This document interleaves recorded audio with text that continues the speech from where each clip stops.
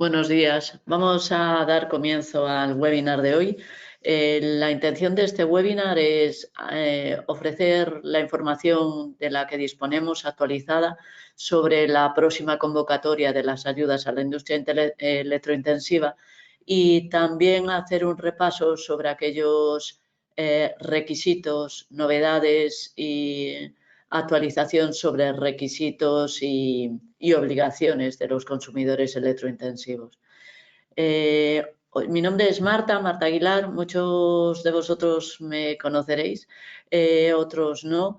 Yo llevo el área de desarrollo de negocio y voy solamente a contar la primera parte del webinar. Será Rodrigo Morel, director de Creara, y David Pérez, socio de Creara también y director del área de compra de energía, los que intervendrán sobre todo en este webinar con los dos puntos principales. Bien, pues sin más vamos a dar comienzo. También deciros que si hubiese algún problema con el audio, veis algún problema con las transparencias o el audio, podéis escribirnos a través del chat de la herramienta GoToWebinar. Como siempre, este webinar tiene una duración de una media hora, 35 minutos, y el último tiempo lo dedicamos a que podáis plantear las consultas, las dudas que os surjan en el apartado de preguntas de GoToWebinar y al final dejamos un tiempo para responderlas en directo.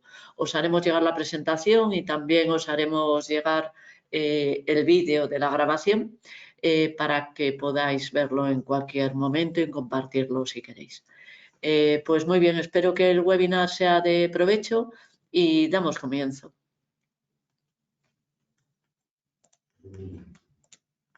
Vale, lo primero era, sé que muchos de vosotros, porque he visto quienes estáis conectados, hay bastantes personas que os habéis inscrito, nos conocéis ya, pero bueno, no quita que yo quiera daros una pincelada y un recordatorio de a qué nos dedicamos, ¿no?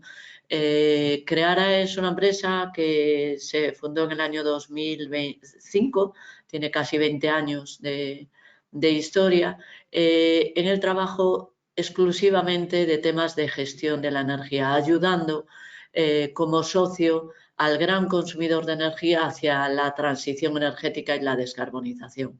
Estamos centrados en dos grupos de trabajo de clientes con los que colaboramos.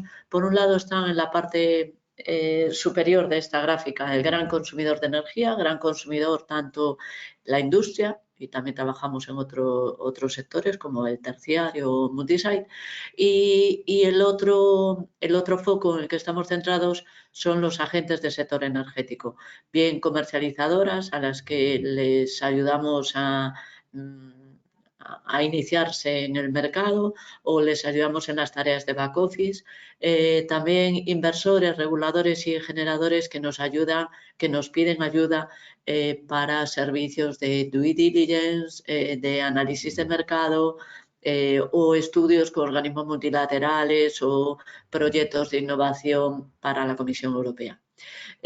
Nuestros servicios son muy variados. En lo que respecta a vosotros, al gran consumidor de energía, la verdad es que también es muy variado porque prestamos soluciones, por empezar por la derecha, soluciones de equipamiento,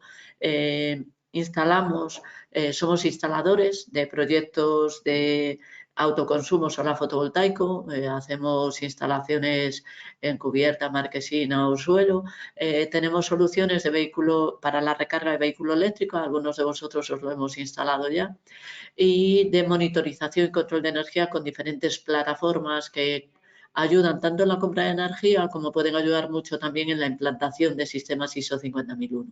Ayudamos en la compra de energía, definiendo estrategias para la compra, tanto pues en precio fijo como estrategia de cierre de coberturas, y prestamos estudios de lo que seguramente más nos conocéis, a estudios de auditorías energéticas, implantación y mantenimiento de sistemas ISO 50001, cálculo de huella de carbono y otros proyectos más novedosos. A la izquierda vemos de servicios de intermediación.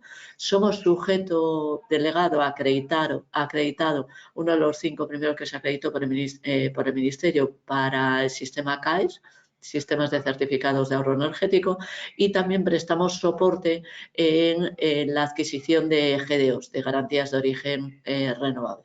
Bueno, no me extiendo más porque algunas de las cosas luego os hablarán. Quería también dejaros una referencia, muchos os veréis ahí, sé que estáis conectados, de empresas de muy diversos sectores, papelera, química,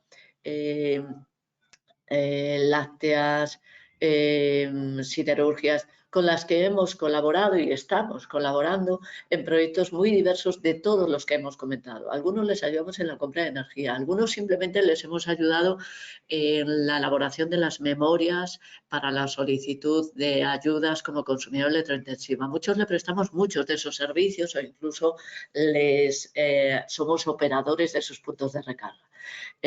Bueno, sin más, nos metemos en materia. El primer punto que queríamos, los 3 puntos que queremos tratar hoy son estos 3. Lo primero es daros información de última hora sobre la siguiente convocatoria, la de 2024, de las ayudas a la industria electrointensiva.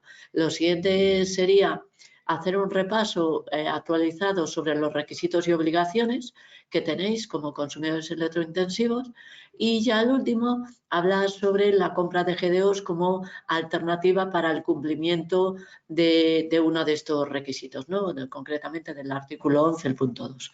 Bien, pues esto que seguramente es una de las cosas que quizás más os interesa, ¿no? El Ministerio, la semana pasada, nosotros, como sabéis, somos digamos, personal de Creara actúa como verificadores de las memorias, de las ayudas a consumidores electrointensivos. Venimos haciéndolo desde el inicio de los tiempos, y como verificadores, pues el Ministerio ha tenido reunión con las entidades de verificación y tenemos la actualidad de que, bueno, este año, como sabíamos o preveíamos ya, no va a haber ayudas a más intensivos, nos centramos solo en los electrointensivos. Y nos dicen que, bueno, no van a cambiar técnicamente la manera, el modo y la documentación y el modo de presentar la solicitud de las ayudas. Es verdad que hay que esperar a la orden ministerial en la que se publica la convocatoria, que nos dicen que va a ser inminente. Esto nos lo dijeron, la reunión fue el día 23 de las entidades de verificación con el Ministerio para tratar este tema. Y nos dice que será inminente y que el plazo para la solicitud serán 20 días hábiles, como es habitual, y esto coincidirá en el mes de junio.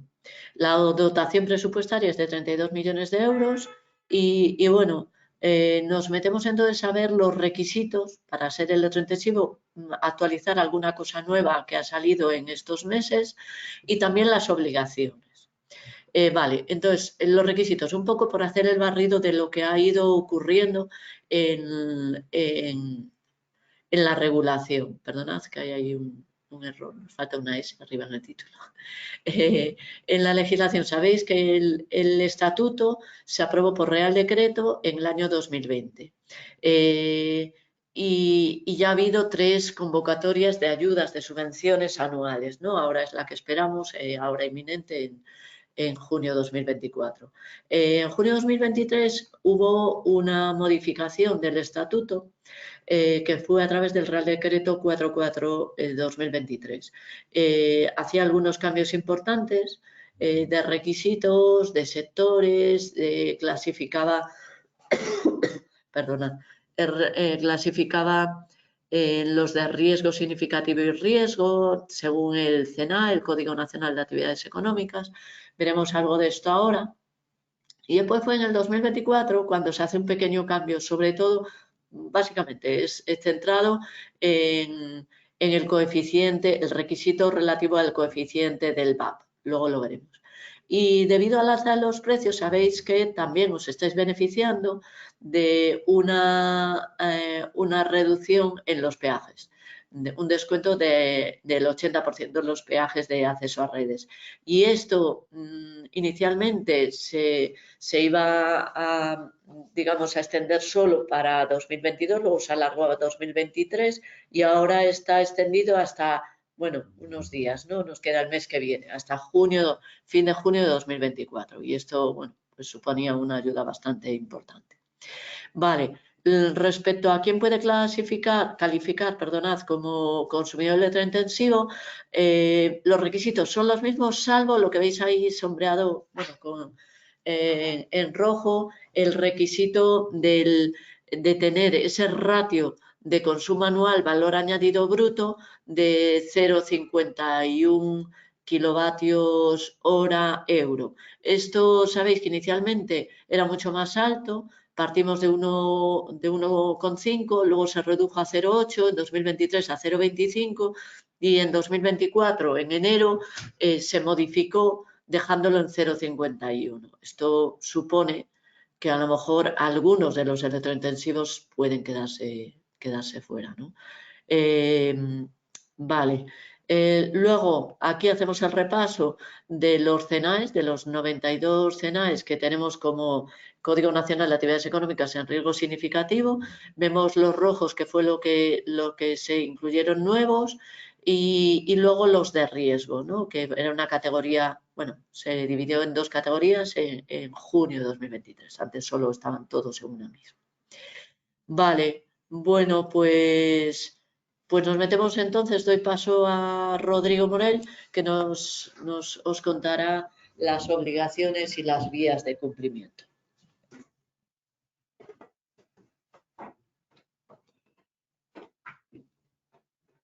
Buenos días a todos. Gracias, Marta. Bueno, pues siguiendo un poco con la línea que os comentaba Marta, una vez que somos electrointensivos, obviamente año a año tenemos que ir cumpliendo con unos determinados compromisos y básicamente aquí los hemos catalogado un poco por tipología. Los primeros tienen que ver con el empleo y aquí lo que se pide es que durante 3 años tienes que mantener el empleo, ponen el ratio en el 85%, en principio no podríamos reducirlo a mayores o tendríamos que devolver las ayudas recibidas. El segundo bloque, que quizás es el más relevante en cuanto a volumen, tiene que ver con el reporting, el mandar información a los organismos reguladores con respecto a determinados artículos de la normativa. Fundamentalmente se trata, voy a coger el puntero y os los voy marcando, se trata de reportar previsiones de consumo de forma previa, anticipada, y que estas previsiones tengan un grado de cumplimiento, que ya lo venís haciendo. Reportar datos tanto al MITECO como a la comunidad autónoma relativos a consumos de electricidad y combustible, producción, ratios de consumo por unidad de producto, datos de MAES que se han implantado, proyectos de I+D+I, etcétera. Y luego también en el primer semestre de los 3 años posteriores, es decir, más o menos encajaría con el reporting anterior, pero un poquito anticipado, ya no estamos hablando del 30 de abril, sino un poco retrasado, digamos, el 30 de junio, tenemos que presentar declaraciones responsables de las diferentes obligaciones que se marcan en los artículos que hemos mencionado, el informe en vigor de la auditoría ISO 50001 certificada y luego evidencias del artículo 11.2 del que vamos a hablar ahora más adelante. Y por último, el último bloque aquí sería obligaciones derivadas o relacionadas con la contratación de energía. Lo que nos piden es que tenemos que acreditar y para esto tenemos 3 años desde que se concede la ayuda, que al menos el 10% del consumo de electricidad está contratado con un instrumento a plazo, esto es un PPA, un contrato de compra de electricidad a largo plazo y que esa electricidad sea de origen renovable, ¿vale? Nos piden que al menos el 10% de la electricidad esté contratada bajo este formato de PPA. Yo creo que ya os lo ha comentado Marta, pero podéis ir introduciendo preguntas desde ya y las vais dejando en el apartado de preguntas porque así no perdéis el hilo. Las vais lanzando según veáis algo que no termináis de entender o que queréis, sobre lo que queréis comentar, y nosotros le damos lectura al final. Siguiendo con las obligaciones, yo creo que hay que mencionar especialmente el artículo 11. La primera parte, 11.1, es verdad que esta no ha tenido cambio y ya erais conscientes de ella, la obligación de implantar un sistema de gestión de la energía auditado y certificado bajo la norma ISO 50001, y esto en principio hay un plazo de 2 años desde que se obtiene la condición de electrointensivo. Pero sí que cabe mencionar con detalle las obligaciones del artículo 11.2 de implantación de medidas de eficiencia energética y descarbonización. Lo primero de todo es que es verdad que aquí están excluidos los electrointensivos que no tengan la condición de gran empresa. Para ver si tenemos la condición de gran empresa, nos tenemos que ir al Real Decreto 56/2016 de auditorías energéticas. En ese Real Decreto se define que es gran empresa relativo a eficiencia energética.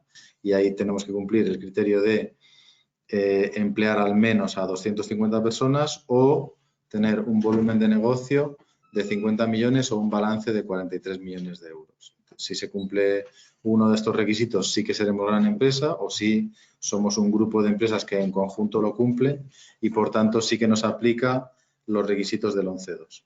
Y estos requisitos lo que nos dicen es que la empresa debe realizar al menos una de las 3 opciones, de la A, B o C. La opción A es implantar en el marco de 4 años y en cada instalación las medidas de ahorro energético que se identifiquen en la auditoría energética. Ya hemos dicho que las grandes empresas tienen la obligación de realizar o bien auditoría energética o implantar ISO 50001, un sistema de gestión de la energía, pero en todo caso tiene que incorporar unas medidas que se recomienda implantar. Entonces, esas medidas se tienen que implantar con dos salvedades o con 2 requisitos. La primera es que solo tenemos la obligación de implantar las que tienen un periodo de retorno simple igual o inferior a 3 años, ¿vale? Es decir, aquellas que son más rentables.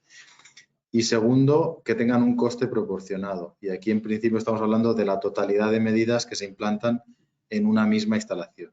Eso quiere decir que el coste total de implantar estas medidas, o la inversión total que hay que hacer, sea como mucho igual a la cuantía de la ayuda que se ha recibido durante 3 años, ¿vale? Si se ha recibido ayuda durante 3 años sería la suma de ellas, si solo se ha recibido 1 año, pues sería esa ayuda multiplicada por 3, ahí podríamos tener el criterio de costes proporcionados. Vale, esta sería la opción A. La opción A que nos dicen es, usted debe, o bien, opción A, implantar MAEs identificadas en la auditoría que sean rentables y de coste proporcionado. Opción B, invertir al menos el 50% de la ayuda recibida en proyectos de reducción de emisiones de gases de efecto invernadero, muy parecida a la anterior, pero bueno, aquí estamos midiéndolo no por el ahorro de energía, sino por la reducción de emisiones. Fundamentalmente deberíamos trabajar sobre las emisiones directas de alcance 1, porque son sobre las que mayor reducción vamos a tener.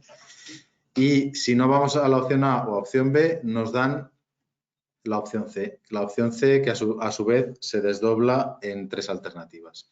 Aquí lo que nos está diciendo es que reduzcamos la huella de carbono del consumo eléctrico para que al menos el 30% del consumo proceda de fuentes renovables. Y aquí nos da 3 alternativas fundamentalmente. Nos dice, ¿cómo podemos alcanzar ese 30% de consumo renovable? 1, siempre eléctrico, mediante un instrumento a plazo, es decir, un PPA de origen renovable. Veíamos que si somos gran empresa ya tenemos la obligación de cubrir el 10%, esto sería solo ampliarlo del 10 al 30, esa parte que he cubierto con un PPA renovable. La segunda opción, adquirir garantías de origen renovable, es decir, certificados, que ahora entraremos en detalle, que emite el sistema eléctrico y que permiten garantizar que esa energía procede de una fuente renovable. Y la tercera opción sería instalar en mi propia instalación un autoconsumo fotovoltaico o actuación similar, es decir, producir mi propia electricidad hasta un 30% y autoconsumirla. Vamos a analizar con un poquito más de detalle estas tres alternativas y esto obviamente será algo que cada empresa tendrá que analizar en su caso particular, lo decimos aquí en el titular. Cada empresa o incluso cada instalación debe analizar cuáles son sus circunstancias específicas y decidir a través de qué opción le interesa cumplir este artículo 11.2. Aquí, obviamente, os podemos ayudar porque cada caso es particular.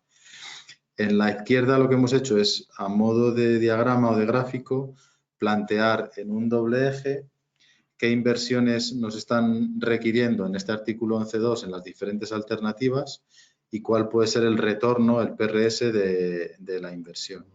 Si las vamos viendo uno a uno, vemos que la opción A, que era implantar MAEs que salgan de la auditoría energética, o la opción B, que es realizar inversiones para reducir la huella de carbono, tienen cierta inversión. Obviamente aquí va a haber que invertir con las limitaciones que marca la normativa, dice pues 3 veces la ayuda que has recibido. En el caso de la huella de carbono es 0,5 veces la ayuda recibida. Es verdad que aquí estarías agrupando las MAEs de cada 4 años, lo que te dice es que la auditoría es cada 4 años. Y aquí lo que sí que es importante comentar, y ahora vamos a resumirlo en un par de minutos y en 2 diapositivas, es que contamos con un nuevo sistema de incentivos, que es el sistema CAES, de certificados de ahorro energético, que lo que van a hacer es reducir mucho la inversión y mejorar el PRS, por tanto, de inversiones que se hagan para cumplir a través de la opción A o la opción B, ¿vale? Entonces, es verdad que estas opciones de primeras pueden ser más costosas de implementar que las alternativas algunas de las alternativas de la opción C, pero hay que analizarlas en el contexto actual donde tenemos este incentivo de los CAES que puede reducir, hemos puesto aquí entre un 20 e incluso un 100% la inversión necesaria. Y luego, si analizamos las diferentes alternativas de la opción C, tenemos 3. La primera, bueno, la de autoconsumo fotovoltaico la hemos pintado por aquí. Aquí estamos hablando de que la inversión para cubrir el 30% del consumo eléctrico de un consumidor electrointensivo va a ser relevante y el PRS probablemente rondará los 5 años, 4 o 5 años en función de la dificultad de la instalación. Es verdad que esta instalación se queda y su impacto es duradero. Es una instalación que nos va a reportar una parte de la energía durante los próximos 25 años. Es decir, que aquí en cada caso particular habría que contemplarla. Si una empresa ya la ha hecho, perfecto. Si no la ha hecho, pero la podría acometer, pues debe contemplarse como alternativa porque puede ser interesante. Luego tendríamos la alternativa de GDOs, que luego os la comentará David en detalle. Es probablemente la más económica, sobre todo al precio de las GDOs actuales, y la más fácil de activar, porque simplemente es contratar las GDOs, adquirirlas y ya está. Estamos hablando del 30% del consumo eléctrico. Aquí, por tanto, en la opción C siempre dejamos fuera todo lo que es consumo no eléctrico, fundamentalmente gas, se queda fuera. Y esto, pues, si de media estamos hablando de consumidores electrointensivos de 30 gigas de electricidad, estaríamos hablando que el 30% son cerrar, ponte 9 gigas en GDOs, vamos a estar hablando de una inversión relativamente pequeña. Pensad que ahora mismo estaríamos hablando de 1,5 €, 2 euros por megavatio para adquirir esos GDOs. Por eso lo hemos pintado aquí como que a nivel de la ayuda recibida probablemente pese por debajo del 0,25%. Sí que es verdad que como tal no te genera un ahorro, sino que es simplemente un gasto, ¿vale? Y luego la última alternativa que hemos analizado en este gráfico es la de los PPAs. Esta, y la hemos pintado así en vertical porque realmente no sabemos cuál va a ser su retorno. Cuando tú firmas un PPA en cierta manera, has cerrado un precio para los próximos 5 años esto te funcionará mejor o peor en función de cómo evolucione el mercado. Si el mercado evoluciona al alza, habrás tomado una buena decisión, pero si evoluciona a la baja, pues probablemente no sea así. Entonces, bueno, simplemente por dejaros aquí las diferentes alternativas que tenéis para cumplir este artículo 11.2 y que conviene analizarlas bien y tomar la decisión correcta sobre qué por qué solución optar. Vale, y 2 pinceladas sobre los CAEs que os quería comentar. Simplemente para los que no lo conocen, se trata de un cambio en el modelo de incentivar la eficiencia energética. Aquí ya no va a ser la administración la que nos dé una ayuda, sino que son las propias empresas, como veis en el gráfico, las que vais a conseguir ahorros y esos ahorros se transforman en CAEs a través de la intermediación de un sujeto delegado o un sujeto obligado. El sujeto obligado es el que finalmente adquiere esos CAEs y reporta al Ministerio, entrega esos nuevos billetes al Ministerio para demostrar que ha cumplido con su obligación de aportar al Fondo Nacional de Eficiencia Energética. Es realmente un sistema novedoso que aporta mucha agilidad y que sobre todo lo que permite es que las relaciones sean entre empresas, es B2B, es decir, la administración aquí solo es un árbitro, pero no depende ni de que se aprueben presupuestos ni de la burocracia que implican el modelo de subvenciones, ¿no? Con lo cual va a aportar mucha agilidad. Y en cuanto al atractivo de las medidas, aquí veis algunos ejemplos a modo de orientación, pero bueno, podemos ver que, por ejemplo, medidas que lo que aportan es recuperación de calor, podemos estar cubriendo hasta en torno a un 80 o incluso más de la inversión y conseguir reducciones del PRS de hasta 2 años.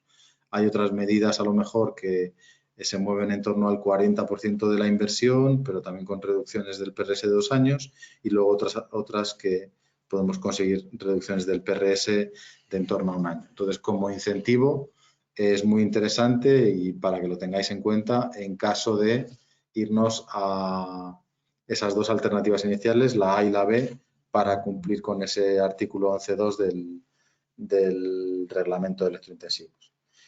Y paso aquí la palabra a David.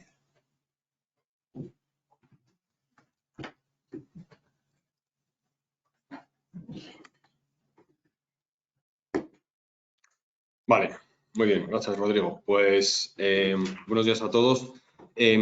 Como os contaba Rodrigo, una de las alternativas para el cumplimiento de los requisitos de estas ayudas es comprar, o sea, reducir la huella de carbono gracias a la compra de garantías de origen renovable para la electricidad que consume, que consumís, ¿no? que consume el consumidor, vamos.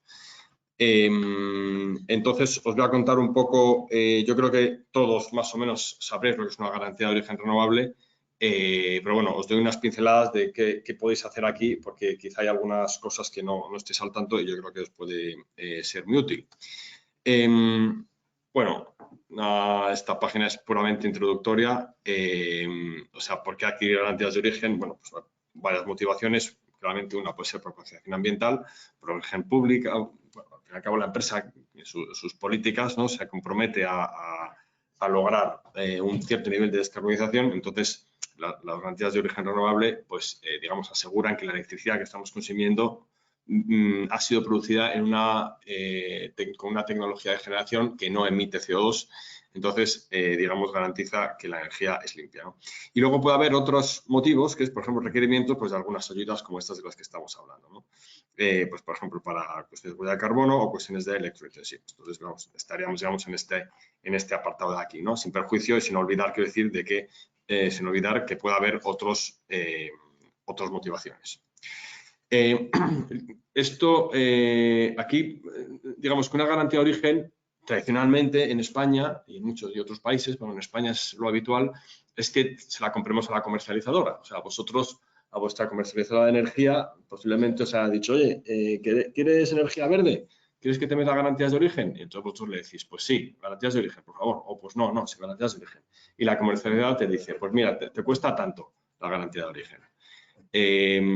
Y vosotros decís, bueno, pues sí o pues no, y ya está. Y no veis alternativas. Y no pensáis que alguien más os puede vender esa garantía de origen, a lo mejor con otras condiciones, con otros precios, etcétera, etcétera. Y es así, o sea, cualquiera os puede vender la garantía de origen. No necesariamente tiene que ser la comercializadora. Ahí digamos que la comercializadora tiene una posición de venta magnífica porque no compite con nadie. O sea, tú o compras o no compras, pero no tienes en la cabeza compro a la comercializadora o compro a otra. Entonces, de esto es de lo que os voy a hablar. Aquí lo que estamos contando son las principales... A ver, un momentito. Se ha acoplado la cosa. Vale, ya está. Entonces, las principales ventajas o inconvenientes de comprar una garantía de origen a la comercializadora o a otra empresa. Entonces, cuando compro la garantía de origen a mi comercializadora, el precio no suele ser transparente. O sea, hay veces que sí, que te dicen, mira, la garantía de origen te va a costar a tanto. Una garantía de origen es 1 megavatio hora, ¿no? Pues se vale a tanto el megavatio hora. Pero hay muchas veces que no, pues porque a veces, bueno, pues si es un precio, es un pass-through, pues hombre, uno puede ver el precio. Pero a veces, pues igual no se fija en el precio de la garantía de origen, ¿no? No se mete en ese detalle. O muchas veces, si es un precio fijo o si estáis comprando con un precio, con un pass-pool, pues digamos que ese coste va metido dentro de la fórmula y no se detalla cuánto te están cobrando por la garantía de origen. Y eso es, bueno, al no ser transparente, al tú no ver, no entender cuánto estás pagando, pues es algo que no entras a negociar, que no entras a pelear, ¿no? Y eso hace que se pague más. Después, como digo, el precio suele ser alto, no solo por esa falta de transparencia, sino porque no hay un proceso competitivo. O sea, tú llegas a la comercializadora y le dices, oye, ¿quieres garantía de origen? O sea, te dice, ¿quieres garantía de origen o no quieres garantía de origen? Si le dices que sí, pues te cobra directamente. Y si no, pues no te cobra. Pero no hay un proceso en el que compares cuánto me cuesta la comercializadora o cuánto me cuesta esta otra comprar la garantía de origen a esta otra comercializadora o a esta otra empresa, ¿no? Después, la cantidad de garantías de origen, eso sí, se ajusta perfectamente a mi consumo de energía. Es decir, si digamos que tú la energía que consumas mes a mes, la comercializadora te va a decir, es verde, o sea, está cubierta 100% con garantías de origen. Entonces, tú ya no tienes que preocuparte de nada. O sea, toda la energía que has consumido es verde y has comprado exactamente la misma cantidad de garantías de origen que de energía. Entonces, eso se ajusta fenomenal y eso es una ventaja, ¿no? Y luego te cobran mes a mes. Según te llega la factura, pues en ese precio de la electricidad tú vas pagando tus garantías de origen. En cambio, si se la compras a otra empresa, por ejemplo, Creara, pues ahí el precio iba a ser mucho más transparente porque te vas a decir, oye, mira, yo te voy a vender la garantía de origen a este precio, que comparado con lo que te vende la comercializadora, te vas a ahorrar tanto. Y eso tienes transparencia total. Segundo, el precio suele ser más competitivo, más barato. ¿Por qué? Porque vas a comparar directamente con la comercializadora, y entonces tú ya vas a comparar cuál es mejor. Ahí ya hay digamos, un incentivo fuerte para nosotros que te lo estamos vendiendo a ponerte un precio mucho más barato que el que te lo pone la comercializadora, ¿no? ¿Qué desventajas tiene? Bueno, pues que si tú compras la garantía de origen, a lo mejor para todo el año, no sabes exactamente cuánto consumo vas a tener. Entonces, a lo mejor no puedes ajustar exactamente la cantidad de garantías de origen con la cantidad de consumo de energía, ¿no? Entonces, bueno, si tú tienes que cubrir, por ejemplo, el 30% como pide la norma, aquí no sería un problema, porque haces una estimación un poquito al alza y ya está, ya lo tienes. Tiene la ventaja, además, frente a la comercializadora, que tú puedes elegir cuánta energía quieres que sea renovable. Habitualmente, con la comercializadora, igual te dice o todo o nada. Es posible que alguna te diga, no, mira, yo no te puedo dar solo el 30%, te puedo dar o todo o nada, entonces tienes que pagarlo todo, ¿no? En este sentido, la negociación, en este caso con nosotros, va a ser más transparente, mucho más flexible y se va a adaptar a lo que necesitéis. Y después, nosotros no podemos cobrar, digamos, 12 veces al año, sino que habitualmente, bueno, cuando se hace la compra de las garantías de origen, habitualmente para todo un año, o a lo mejor se puede partir en 2 partes para ajustar mejor el volumen, pues se paga pues, a X días de cuando se ha cerrado la compra de las garantías de origen, ¿no? Eso es un pequeño inconveniente, pero bueno, yo entiendo que es menor comparado con las ventajas que tiene comprar frente a comprar a la comercializadora, ¿no? Después, para daros un poco de contexto, este ha sido el precio, no el precio al que venden las comercializadoras, ojo, sino el precio de las garantías de origen en el mercado, bueno, te diría primario e incluso secundario, pero que no sea de comercializadoras. Es decir, son precios que nosotros hemos podido ofrecer, ¿no? Entonces, como veis, pues o sea, hace unos años y hace no tanto, antes de la invasión de Ucrania, sí, pues el precio de las garantías de origen pues estaba claramente por debajo de €1 el megavatio hora, mientras que la subida de los precios de energía ha llevado también a un aumento del precio de las garantías de origen, que ha llegado a estar pues, a 7 u 8 euros el megavatio hora. Ahora después de en los últimos años, digamos, el último año, se ha moderado mucho, ¿no? Y vuelve a estar pues más caro que antes, pero bueno, mucho más barato que lo que estuvo pues a final del 22, ¿no? Pues está pues en torno a 1 o 2 euros el megavatio hora, más o menos. Este es un ejemplo, son dos ejemplos reales de empresas, aquí no revelamos el nombre, bueno, empresas a las que hemos comprado, a las que hemos vendido garantías de origen en estos últimos años. Una ha sido en 2023 y otra ha sido pues ya este año 2024. Como veis, aquí comparamos el coste que ha tenido para el consumidor, en este caso seríais vosotros, las garantías de origen que han comprado. Aquí estamos haciendo un caso para un consumidor de 50 gigavatios hora de consumo anual. Entonces, la primera barra representa el precio, ¿no? O mejor dicho, el coste completo de las garantías de origen comprando a la comercializadora. Y la segunda barra, cuando esas garantías de origen se compran, en este caso, a crear, ¿no? Aquí estamos poniendo el precio al que hemos vendido. Este precio varía, pero fijaos como en este caso baja de 8 a 2,5, o sea, comprando la comercializadora era 3,2 veces más caro. Y en este caso, que los precios ya están un poco más baratos, 2,1 veces más caro comprar a la comercializadora que el precio que les dimos nosotros. Es decir, si un cliente de 50 gigavatios hora en las garantías de origen con la comercializadora se habría gastado 400.000 euros, si nos lo compra a nosotros se habría gastado únicamente 125.000 euros. Y el resto es ahorro, o sea, es un ahorro muy importante, ¿no? Y en este caso, pues lo mismo, se está ahorrando pues 115.000 euros frente a los 215 que pagaba antes con la comercializadora.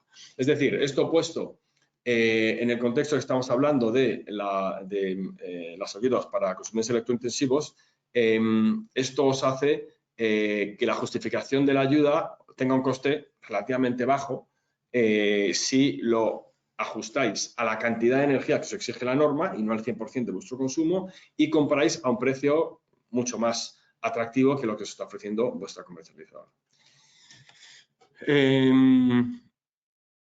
Y esto lo pongo también, ¿no? Sí. Bueno, para acabar el webinar, queríamos daros una pincelada, porque yo creo que muchos lo utilizaréis, de un servicio que ofrecemos, que yo creo que podría ser interesante, pues no sé si para todos, pero al menos para algunos, que consiste en un servicio de gestión del riesgo en la compra de energía, ¿no?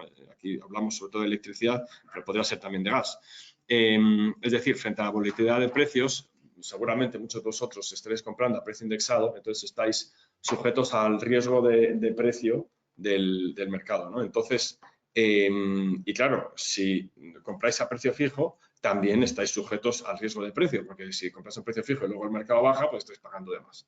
Entonces, digamos, para un mundo intermedio entre esas dos, un precio pass-through indexado total y un precio fijo totalmente cerrado, existe la posibilidad de hacer pues, una estrategia de coberturas de precio, que no es ni más ni menos que una estrategia para gestionar vuestro riesgo, que consigue pues, que reduzcáis vuestra incertidumbre de precio a un coste más moderado y más medido, adaptado a vuestro caso y digamos, cuantificado, que yo creo que os podría interesar, ¿no? Digamos que los grandes compradores, no sé muy bien el tamaño de consumo que tenéis cada uno de vosotros, pero bueno, los grandes compradores, quiero decir, pues muchas decenas o cientos de gigavatios al año, habitualmente compran con una estrategia de cobertura de precio para gestionar su riesgo, ¿no? Entonces, bueno, pues si queréis saber más, pues nos lo decís y encantados de atenderos. Y yo creo que con esto acabamos. Sí, vamos a dejar entonces, como habíamos hablado, unos minutos, 5 minutos, para que podáis plantear los que queráis y sigáis planteando preguntas a través del apartado preguntas, las escribís, dejamos 5 minutillos. O dos, venga, ya hay algunas planteadas, entonces decía Rodrigo que en 2 minutos damos comienzo, ¿vale? Nos silenciamos un momento y en 2 minutos recogemos todas las respuestas. Gracias.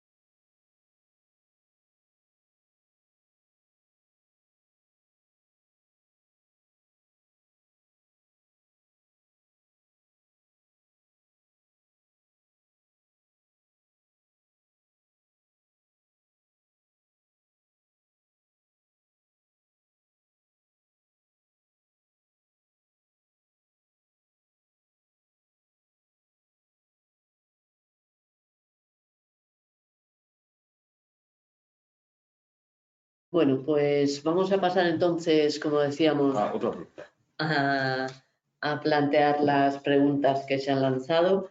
Algunos nos preguntabais varios que sí, vamos a enviar la presentación. Sí, vamos a enviar la presentación, como siempre, y os enviaremos además el link a la grabación de la sesión, ¿vale? También nos preguntabais que cuándo se espera que salga la orden ministerial, la convocatoria de ayudas. Pues tenemos las palabras del ministerio la semana pasada, era que iba a ser inmediato, no sabemos más. Nosotros, de todos modos, como hemos hecho también hace poco, cada vez que tenemos algo novedoso sobre este tema, os lo haremos llegar a través de mailing, ¿vale? Para que todos lo conozcáis. O sea, que cualquier novedad os vamos avanzando. Nos preguntaban también, Rodrigo, ¿la contratación de un 10% de energía de origen renovable tiene que ser sí o sí PPA o puede ser volúmenes de energía en forma de GDO de origen renovable? No, tiene que ser PPA porque lo que dice es que tiene que ser instrumentos a plazo. Entonces, instrumentos a plazo es un contrato y además dice que al menos tengan una duración de 5 años. Aquí de lo que se trata es que te desligues del mercado. Entonces, para ese 10%, los GDOs no nos valdrían porque los GDOs es una garantía de origen renovable de la electricidad que estás consumiendo en cada año. Entonces, para el 10%, la obligación es firmar un PPA. Vale, gracias. Mira, también nos dicen, David, yo creo que estas dos son para ti. Sí. ¿El PPA no debe incorporar GDOs? O sea, cuando uno firma un PPA, puede elegir si compra la electricidad y las garantías de origen o si no compra las garantías de origen. Lo habitual es que un consumidor compre la energía y las garantías de origen de la instalación sobre la que se está construyendo el PPA. Esto es lo habitual. Pero yo creo que esta pregunta va más por si tú has firmado el PPA, ya no tienes que contratar GDOs. Es decir, en los PPAs, que habitualmente es con una fuente renovable, una fotovoltaica, una eólica, aunque también se podría firmar un PPA, yo que sé, con una de gas, ¿no? Pero lo normal es que los PPAs sean instalaciones renovables y entonces ahí van ya las GDOs. Y luego no tienes que contratar las GDOs además. Pero tienes que llevarlo al 30%. O sea, el requisito de PPA es el 10%. Sí. Y si además quieres dar cumplimiento al 11.2, tendrías que elevarlo al 30%. Pero entiendo que son dos cosas distintas. Claro, una cosa es, si quieres cumplir solo con PPA. Si solo con el PPA, solo el 10%. Y si es las GDOs, es el 30%. O sea, que lo harías por dos partes, dos instrumentos distintos. Vale, y la otra pregunta, David. Sí. Luego dice, ¿qué tipología de PPA sería admisible para garantizar el 10% de origen renovable? ¿Qué tipología de PPA? Y luego dice, a ver, tipología, no sé a qué te refieres con tipología, entiendo que quieres decir, si es financiero o si es físico, los dos valen. Los dos valdrían, porque de los dos tiene que ir referenciada a una instalación y que se vea, como he dicho antes, renovable. El requisito que te pone es que se acepte 5 años al menos. Y claro, tiene que tener una duración de al menos de 5 años, que está diciendo. Lo normal es que se firmen, digamos, PPAs más largos, ¿no? Por un periodo de tiempo mayor. Y luego, ¿es posible que solo pueda acreditarse de cara al Ministerio mediante un PPA a precio fijo? Solo puede acreditar. Yo creo que el precio, que sea fijo, que sea indexado a un índice, no es importante. Lo importante es que la energía porque esto tiene que ver con el precio. Lo que el Ministerio quiere es que la energía que estés consumiendo sea de origen renovable. El precio que pagues por él al Ministerio le da un poco igual. Eso es una cosa tuya. Lo que consigas negociar, pues ya está. Vale, otra pregunta es que si sirve para generar CAEs actuaciones de autoconsumo solar fotovoltaico. No, no vale. Por ahora no se considera una reducción del consumo de energía final. Entonces, bueno, pues se han quedado fuera. Yo creo que, a ver, no hay más preguntas. Bueno, pues nada, daros las gracias a todos y nada, nos vemos en el siguiente webinar. Quedamos a vuestra disposición, como siempre. Si tenéis alguna consulta, yo he dejado ahí mis datos, pero vamos, podéis contactar conmigo y os pongo en contacto con David y con Rodrigo sin problema, ¿vale? Muchísimas gracias a todos. Buen día.